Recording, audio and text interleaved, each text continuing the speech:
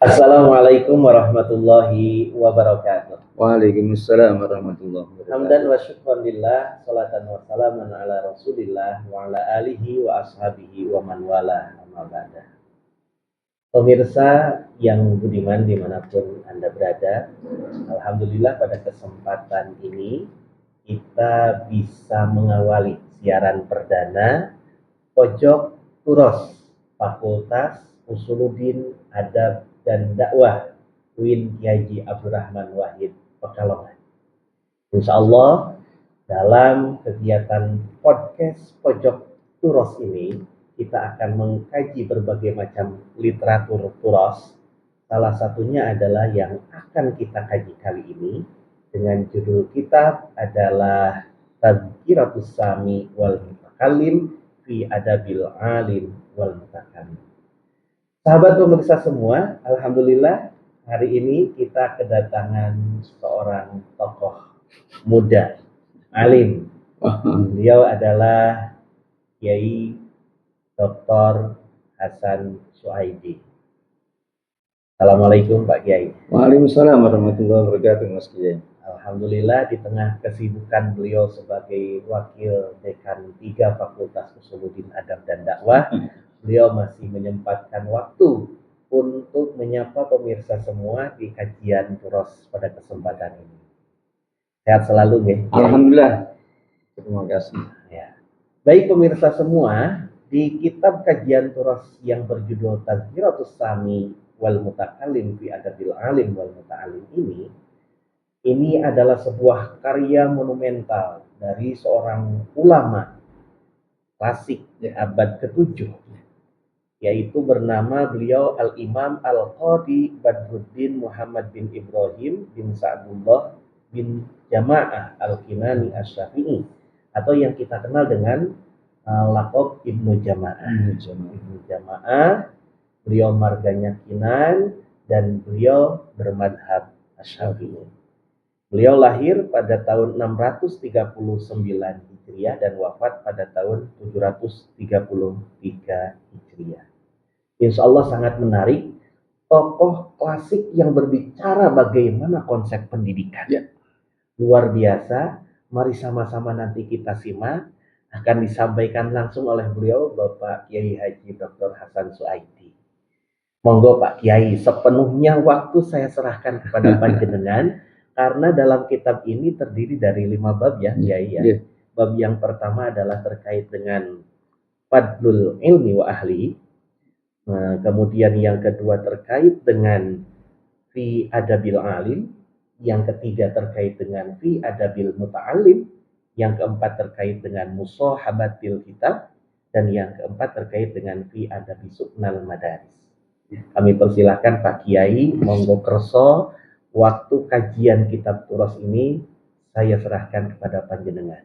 Kami persilahkan. Baik, terima kasih Kiai Kamal. Ini luar biasa pengantar yang tadi disampaikan oleh Kiai Ahmad Kamal. Ini juga salah satu dari cendekiawan muda barangkali ya yang ada di UIN Kiai Haji Abdurrahman Wahid, dan saya mendapatkan kehormatan ketika beliau berkenan untuk menemani saya di acara Pojok Turos Fakultas Usuluddin Adab dan Dakwah UIN Kiai Haji Abdurrahman Wahid Pekalongan, dan ini merupakan siaran perdana yang kita adakan, dan semoga nanti bisa secara berkelanjutan setiap Rabu itu kita bisa mengkaji bersama tentang kitab-kitab Turos, karena kajian kitab Turos ini menjadi penting, apalagi ini kemudian core-nya di core keilmuannya itu kan ya match dengan apa yang ada di Fakultas Usuluddin Adab dan Dakwah gitu kan.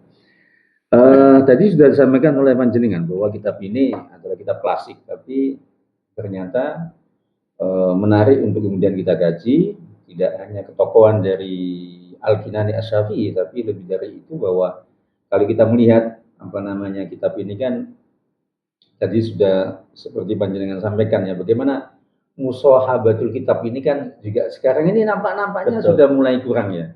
Bagaimana kitab itu, meskipun bisa jadi kitab itu kan tidak selalu dimanakan bahwa kitab itu kumpulan kertas kemudian dikumpulkan, dibukukan menjadi satu, tapi kan kecenderungan sekarang minat baca, entah itu siapa lah, maksudnya mahasiswa iya, pengkaji ilmu juga. Itu kan sekarang sebenarnya yang instan gitu kan. Betul. Bahasa kampusnya kultur literasinya Wah, itu rendah. turun, rendah gitu kan. Ini menjadi masalah dia Jamal. Artinya begini bahwa saya kok punya keyakinan dan mungkin tanpa terus kemudian ini membenarkan generasi-generasi kita dulu bahwa dulu kita ketika ngaji, dulu ketika kita kuliah itu kan selalu terus kemudian tuntutannya adalah bagaimana membaca gitu kan ya. Betul. Kalau sekarang namanya yang seperti ini sangat-sangat rendah gitu loh ya. Maka harapannya dengan mengkaji kitab ini tidak hanya menyoal tentang bagaimana idealnya menjadi seorang alim. Ini kan sebenarnya kritik juga bagi kita. Betul. Tidak hanya muta'alimnya loh ya. Betul. Artinya kalau kemudian kajian ini ada yang mengkritik, wah ini membela yang alim tidak yang muta'alim, itu salah saya kira. Nah, kan? Jadi ini kan kita mencoba untuk seobjektif mungkin karena kita juga akan autokritik terhadap kita yang sekarang ini berposisi sebagai alim atau orang yang mengajar lah, bukan alim di makna menguasai semua ilmu tapi yang mengajar gitu kan. Tapi juga nanti ada bagian-bagian di mana kita juga menjelaskan mengenai apa yang hendaknya dilakukan oleh muta'alim kan begitu. Atau bisa diposisikan panjenengan alim, saya muta'alim. Oh iya dah. Saling mengisi. Kita sama-sama muta'alim itu saja lah. Gitu Kiai Kamal. Jadi bab yang pertama misalnya ya, tadi sudah panjenengan singgung fi fadlil ilmi wal ulama wa fadli ta'limihi wa ta'allumi. Ini kan luar biasa ya bagaimana ilmu itu berposisi tinggi di agama kita gitu kan. Tidak hanya ilmunya, ulama juga demikian. Kemudian bagaimana kemudian kita mempelajari ilmu, bagaimana kemudian kita mengajarkan ilmu. Ini menjadi sesuatu yang menurut saya luar biasa ya Kamal. Artinya bahwa penghargaan Islam dalam hal ini, agama di dalam hal ini terkait dengan ilmu, terkait dengan orang alim, terkait dengan mengajarkan ilmu, terkait dengan belajar ilmu itu luar biasa. Di dalam bab ini misalnya pertama, Imam Al-Kinani mengatakan misalnya, mengutip di dalam salah satu ayat Al-Quran, Allah Subhanahu wa Ta'ala berfirman, yarfa'illahu ladina amanu minkum waladina utul ilma darajat. Ini luar biasa ya. Sekaligus beliau juga menyebutkan misalnya bagaimana pendapat Abdullah bin Abbas. Beliau mengatakan al ulama fauqal mu'minin bisa bi'ati darajah. Ini kan luar biasa bahwa posisi ulama itu kalau seandainya di atas orang yang mukmin sudah barang tentu ulama yang dimasukkan adalah ulama yang mukmin juga. Bukan kok kemudian misal siapa namanya yang kita kenal misalnya Einstein misalnya terus kemudian melebihi orang mukmin, bukan, tapi dalam konteks ayat ini kan yang dimasukkan alim di sini atau utul ilma darajat ini ya orang mukmin juga. Artinya ini kan posisinya mukmin yang biasa dengan mukmin yang alim. Ini tentu beda dong. Ya kan? Kalau mukmin biasa itu kan ya bukan asal ya, artinya dengan dia beriman dan seterusnya selesai. Tapi kalau ada predikat alim ini atau orang yang mempunyai ilmu ini jelas berbeda. Makanya Ibnu Abbas sampai mengatakan derajat seorang alim itu dibandingkan dengan orang mukmin biasa itu ada 700 derajat. Di mana 700 derajat ini dijelaskan lagi oleh Abdullah bin Abbas bahwa yang memisahkan antara derajatnya itu adalah 100 tahun. Bayangkan. Ya kan? Artinya posisi alim jelas melebihi dari mukmin. Mukmin iya. Ia mendapatkan derajat di sisi Allah, tapi ketika mukmin itu alim, ini jelas lebih tinggi derajatnya dibandingkan dengan orang yang hanya mukmin. Itu kan. Ini menurut saya menunjukkan posisi yang luar biasa. Dengan keberadaan keilmuan itu seseorang menjadi pembawa harusnya menjadi lebih tinggi. Iya. Jadi ya sebenarnya tidak hanya ayat Al-Qur'an ya, hadis Nabi juga banyak menjelaskan hal itu. Terus kemudian misal di sini Al-Kinani juga mengutip firman Allah Ta'ala, Sayyidullah anna la ilaha illa huwal malaikatu wa ulul ilm. Bagaimana kemudian Allah itu memulai firman-Nya ini dengan dirinya sendiri, ya kan? Setelahnya adalah wasanna bi malaikatihi, kemudian wasallata bi ahli ilmi. Adanya penyebutan Allah, kemudian malaikat untuk nomor 2-nya, kemudian yang ketiganya adalah ahlul ilmi. Ini kan menunjukkan keutamaan yang luar biasa yang disandang oleh seorang alim. Makanya terus kemudian dinyatakan oleh Al-Kinani di sini, maka fahum dzalika syarafan wa fadlan wa jalalatan wa nublan. Jadi sudah tentu adanya penyertaan orang alim setelah malaikat, setelah Allah Ta'ala, ini sudah barang tentu sesuatu yang mempunyai keistimewaan lebih dibandingkan dengan yang lain.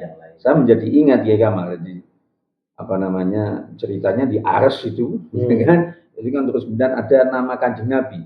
Pada saat itu Nabi belum diciptakan. Itu kan terus kemudian Nabi Adam punya apa namanya anggapan bahwa wah ini mesti orang yang luar biasa ini disandingkan dengan Ismullahi al-A'dham kan begitu kan.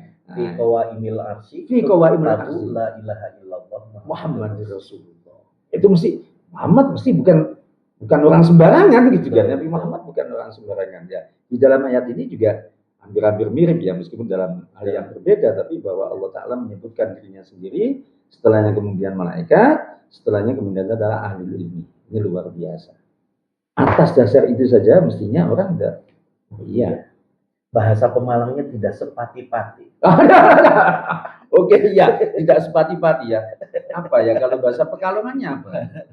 Ora baen-baen. Ya, ora baen-baen. Jadi ini kalau kita menyadari demikian, artinya ketika kita belajar itu ya apa ya, tanpa terus kemudian mendapatkan keistimewaan dari manusia.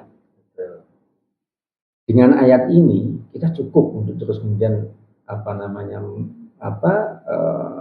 menyemangati diri kita bahwa motivasi kita belajar ya semata-mata inilah cukup, saya kira. Tanpa harus terus kemudian nanti berpikir nanti bagaimana juga mendapatkan keistimewaan ya kan dan seterusnya, saya kira tanpa itu cukup. Meskipun lumrahnya orang alim itu akan dimuliakan. Tanpa harus kita cari, mulianya orang alim itu mesti akan dimuliakan. Gitu kan. Dengan segala bentuk kemuliaan yang berbeda-beda. Iya, meskipun bisa jadi si alim tidak terus kemudian meminta privilege, tidak meminta keistimewaan, tapi ketika dia alim dengan sendirinya akan dimuliakan. Kadangkala di masyarakat kita, seseorang yang dimuliakan itu kan sandingannya, kemudian indikatornya itu selalu dibandingkan dengan sesuatu yang sifatnya materi. Nah ini penting bagi kita untuk menjelaskan bahwa sisi kemuliaan seorang alim itu tidak hanya dilihat dari satu hal saja, banyak hal bisa saja kemuliaan itu datang dari berbagai aspek. Contoh sederhana barangkali ya, kalau misalnya kita di kampung-kampung ya, dulu kan ada istilah kiai kampung gitu kan. Itu kan orang-orangnya bersahaja. Beliau-beliau itu secara ekonomi bisa dibilang mohon maaf kurang kan, tapi bersahaja. Pernah ada terus kemudian mohon maaf ya tanpa apa namanya guru ngaji terus kemudian meminta-minta ya kan, terus menunjukkan kalau secara ekonomi dia nggak cukup kaya, nggak pernah. Kayaknya nggak pernah. Saya dulu masih ingat itu, ketika kecil itu lihat seorang guru siapapun itu, kok kayak orang yang memang punya wibawa. Dan itu tidak dibuat-buat loh. Nggak tahu kalau sekarang, ya nggak tahu kalau sekarang. Bisa jadi kan ukurannya berbeda gitu. Tapi ketika saya itu punya guru ngaji, itu saya lihat itu orang yang berwibawa. Maka saya menjadi ingat, ini terima kasih sekali dengan kita ngobrol kayak gini, saya menjadi ingat flashback ke masa lalu. Saya itu sampai dulu bercita-cita ingin jadi guru ngaji saja. Serius. Cita-citanya itu. Soalnya lihat profil guru yang sederhana, bersahaja gitu kan. Kok nampak tidak pernah kekurangan. Dimuliakan oleh murid-muridnya, ini luar biasa. Ini yang saya kemudian bisa jadi ini ya. Ini penafsiran saya yang kalau ada tafsir Jalalain ini jalan lain barangkali begitu ya. Itu kok saya memahaminya ini kemuliaannya ini, derajatnya ini loh. Tidak mesti ukurannya itu bentuknya materi. Betul sekali. Nah ini menjadi sebuah penegasan Pak. Pada calon mahasiswa UAD khususnya Usuluddin Adab dan Dakwah. Kadangkala calon mahasiswa itu berpikiran ketika kita masuk ke sebuah prodi, ditanya prospeknya menjadi apa? Ini yang menjadi masalah. Loh, ini sebenarnya sebenarnya ilmu usuluddin yang saat ini ada ini, kalau misalnya kita tidak punya minat lebih, orang kemudian berlari untuk menghindari pengkajian ilmu usuluddin, siapa lagi yang akan mempertahankan agama ini? Pertanyaan seperti itu sebenarnya sudah sejak lama. Saya jadi ingat dulu ketika saya ambil jurusan usuluddin, dulu fakultas usuluddin di salah satu perguruan tinggi keagamaan Islam di Jogja.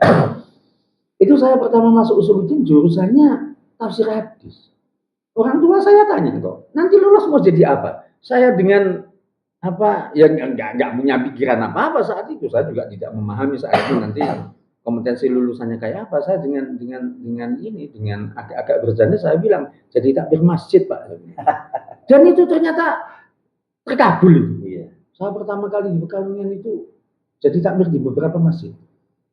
Orang tidak tahu keberkahan di balik itu. Iya. Sekarang itu kok terus kemudian apa ya yang menjadi mungkin akhirnya menjadi beban juga. Oke lah kalau motivasi barangkali iya. Menjadi apa itu motivasi. Iya.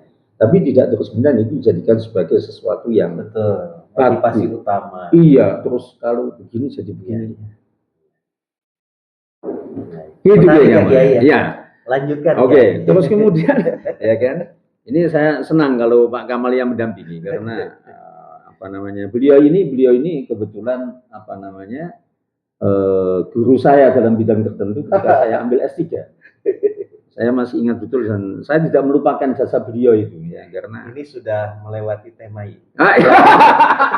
Enggak, ini kan dalam rangka untuk mengingat-ingat. Ini termasuk adabul muta'alim ini. Jadi saya pernah berguru kepada jenengan. Ya kan? Artinya pengakuan-pengakuan seperti ini penting bagi serius. Tanpa bermaksud apa-apa, pengakuan seperti ini penting supaya teman-teman juga loh, ini kan ada sanggarannya kan.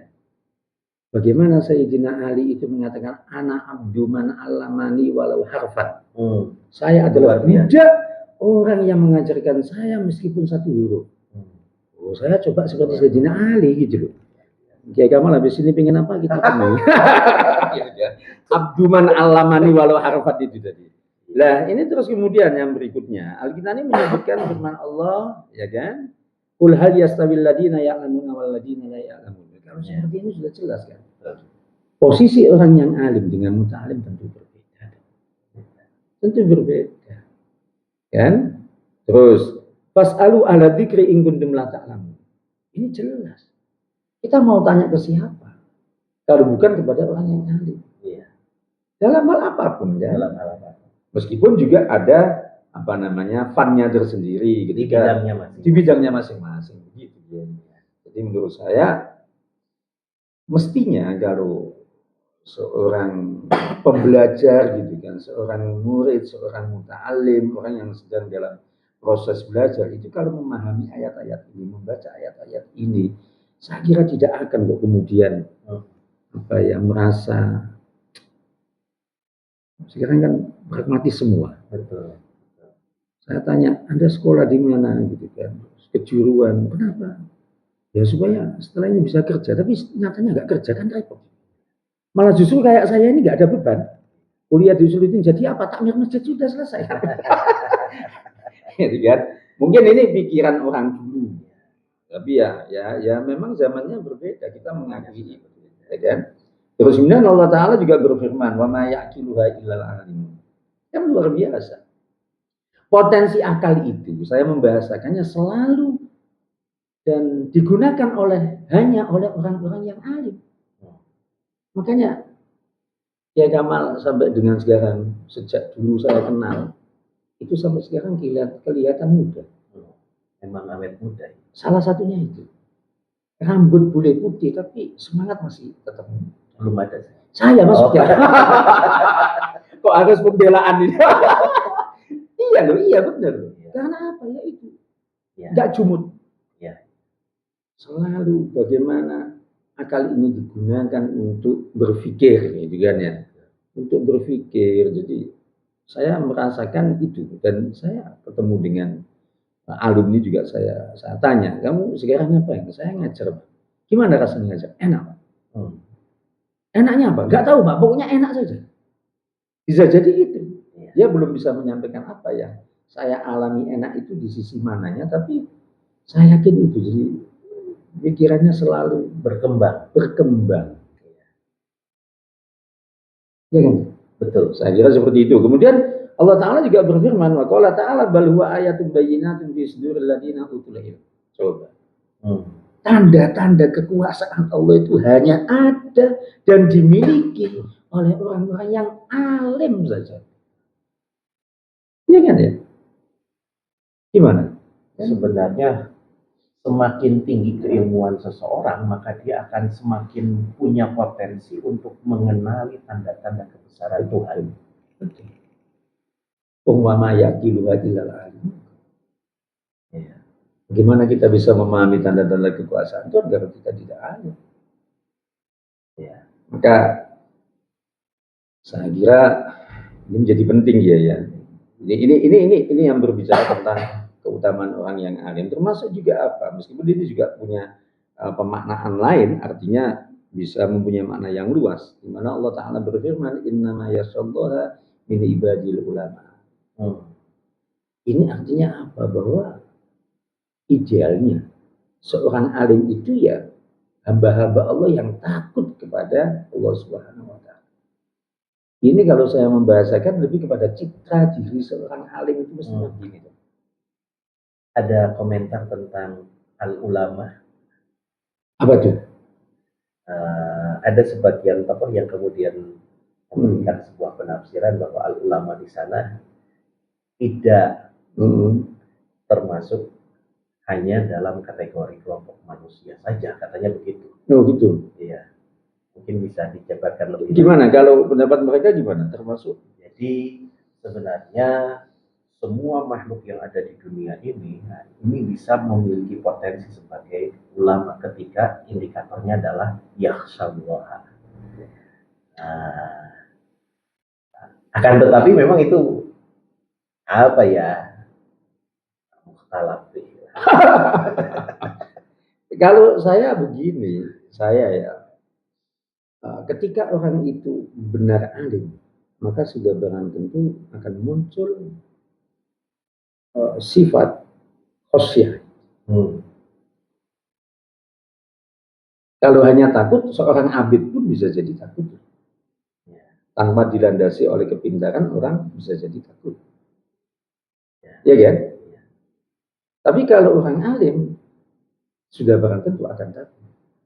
Makanya kan ideal seorang alim ini kan tidak hanya alim, tapi juga amil kan? Dan ini kan terus kemudian bisa dinyatakan seperti ini. Orang pintar itu kan belum tentu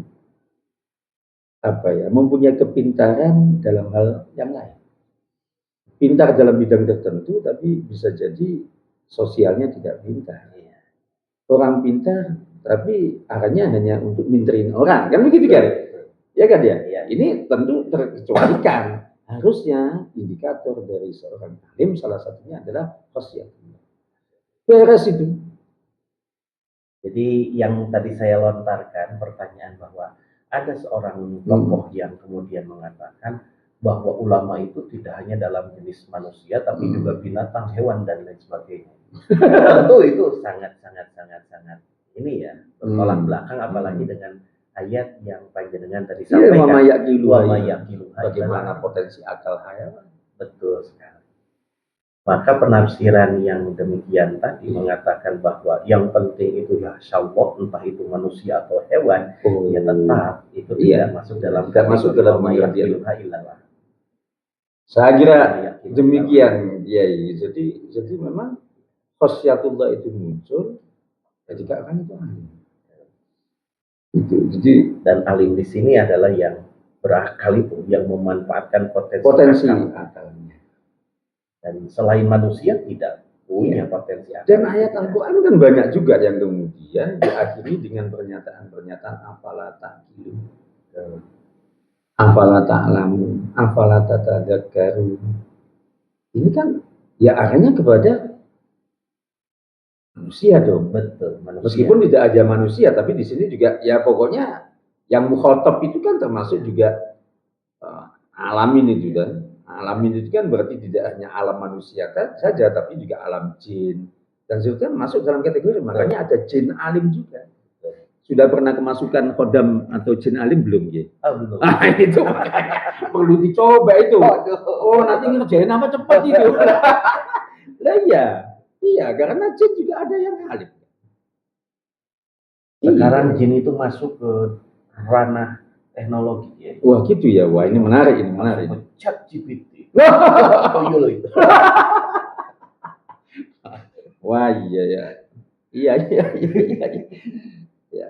Itu ya saya kira itu jadi innama yasallahu min ibadil ulama itu ketika orang alim maka muncul rasa khosyah Iya. gitu. Dan Orang itu alim hanya ada pada manusia. hanya ada manusia. Manusia mungkin dan yang lainnya yang mukallaf ya. Iya ya mukallaf, ya mukallaf. Maka mukallaf itu kan tidak hanya manusia, Tidak hanya manusia. jin masuk dalam pengertian Tapi mukallaf. selain manusia dan jin tidak bisa masuk. Iya. Ini cukup menampar keras pernyataan orang atau seseorang yang mengatakan iya, saya kira pernah ada yang menyampaikan seperti itu terkait dengan tafsiran itu. Karena memang bisa jadi rujukannya ya hanya sebatas akal tapi tidak didasari dengan akal. Itu Kiai Gamal. Luar biasa ya. Pembahasannya mendalam sekali. Menarik saya kira motivasi-motivasi yang tadi disampaikan oleh Al-Kinani. Iya. Atau Ibnu Jamaah ini terkait dengan bagaimana motivasi Al-Quran mendorong dengan serius kepada mereka yang betul-betul ingin mencari ilmu itu. Dan satu saat nanti orang itu ya betul-betul akan dimuliakan. Meskipun indikator kemuliaan itu tidak bisa dilihat dari satu aspek saja. Apalagi hanya dilihat dari materinya saja. Ini menarik. Nah, ini ada 2 ayat lagi yang kemudian ini barangkali menjadi penutup dari pertemuan kita untuk perdana ini. Ya, jadi ada firman Allah juga yang menyatakan ulaika hum khairul bariyah. Ini kan alim itu. Dari kaliman khosyah rabbah. Ya, lagi-lagi terus kemudian Ibnu Jamaah Al-Kinani mengatakan fakta dotil ayatan annal ulama humul ladina yasawnallaha ta'ala wa annal ladina yasawnallaha ta'ala hum khairul bariyah fayuntaju annal ulama hum khairul bariyah. Sudah itu selesai. Sebaik-baik makhluk di muka bumi ini manusia yang alim, gitu kan? Karena 2 ayat ini menjelaskan bahwa ulama itu kan mempunyai sifat yasawnallaha ta'ala, mempunyai sifat takut kepada Allah Ta'ala. Ketika orang itu sudah mempunyai sifat takut kepada Allah Ta'ala, hum khairul bariyah. Boleh tidak saya simpulkan begini, bahwa innama yakhsyallaha min ibadihil ulama, berbekal dari keilmuan itu, maka kemudian lahirlah sebuah sikap atau haliyah orang yang memiliki ilmu itu menjadi ada rasa khosyah, takut kepada Tuhannya. Sementara di satu sisi ada orang-orang pintar, alim lah katakan begitu, secara akademik, secara kognitif, namun pada kenyataannya tidak sedikit pula yang tidak kemudian mengamalkan keilmuannya, pengetahuannya itu dan tidak punya rasa takut terhadap Tuhan. Dengan demikian orang yang alim itu tidak hanya secara kognitif dia punya pengetahuan, tapi bagaimana kognitifnya itu dijadikan sebagai bekal dalam bentuk haliyah seseorang sehingga takut khasyah kepada Allah. Makanya kan begini kan, nanti di akhir-akhir itu akan nanti akan ada penjelasan begitu kan. Seperti yang juga kita sudah banyak tahu ya Gamal, bahwa satu sisi orang alim itu mempunyai kedudukan yang luar biasa di hadapan Allah Ta'ala, tapi di satu sisi kan ancamannya juga tidak ringan kan ya. Diyumaria bihi sufaha misalnya gitu kan ya. Orang alim supaya nanti dihormati betul sama orang-orang yang tidak alim gitu kan, tujuannya seperti itu. Wah, ancamannya ngeri juga loh itu. Maka ini loh kemudian bagaimana bisa balance gitu kan antara malaka ilmiah dengan khosyatullah. Nggak bisa dipisah menurut saya. Nggak bisa dipisah. Nyatanya ada orang alim itu juga tujuannya duniawi. Betul. Kan gitu kan. Saya tidak mengatakan tujuan duniawi itu yang bukan belajar agama terus kemudian bukan ahli agama dikatakan sebagai duniawi, enggak gitu. Tapi apa yang dipelajari itu semata-mata untuk meraih hal-hal yang sifatnya duniawi ya. Saya kira demikian.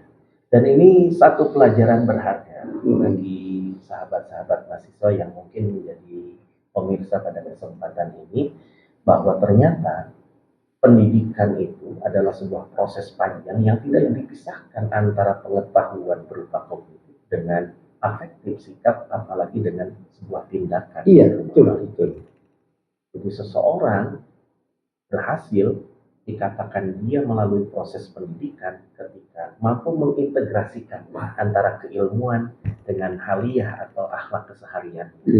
Dia mampu memiliki sifat khosyah, takut kepada Tuhan dengan bekal keilmuan yang dimiliki.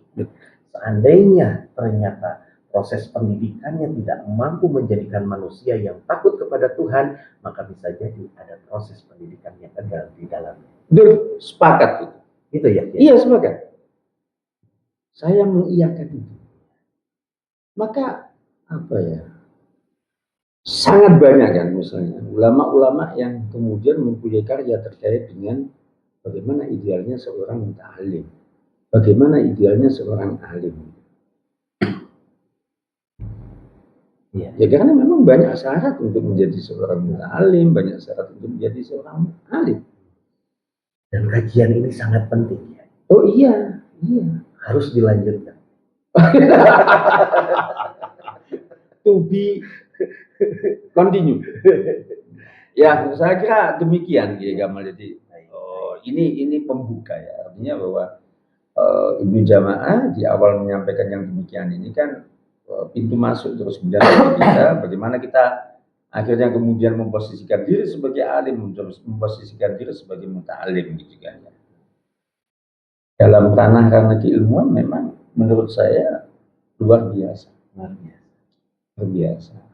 Jadi mendesak untuk kita belajar kembali, mendesak untuk kemudian kita sampaikan kepada teman-teman supaya ketika mengkaji atau belajar atau kuliah dan seterusnya itu tidak lepas dari bagaimana kemudian ulama-ulama dulu itu ya